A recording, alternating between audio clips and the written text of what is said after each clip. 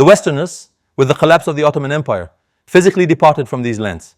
It took a long time in some places, but I'm speaking generally, but they physically departed from these lands, only to return through the window with a greater power than they had when they left through the door.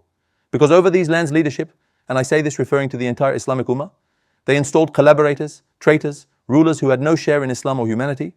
They imposed regimes, they placed armies as guards over our heads, over us, and then they withdrew. They withdrew and left. Now schools are providing the education they want.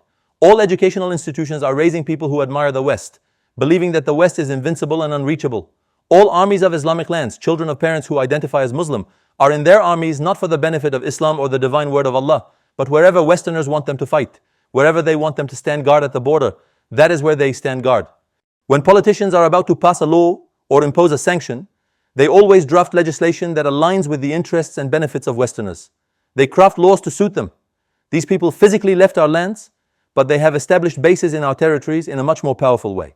They did this themselves, through collaborator, traitorous, corrupt regimes and leaders. Look, we've seen once again that the decisions made by countries and regimes in this region are never for the benefit of the Islamic Ummah. The decisions they make are never for the benefit of Muslims. The steps they take are never on the side of the oppressed, nor against the oppressor. The bill that always comes at the end of the day is always a bill that goes against the Islamic Ummah. It's a bill that leads to the further oppression of the downtrodden and the oppressed. That's why these administrations can never truly represent us. Because these are not saddened by our pain. These do not rejoice in our joy.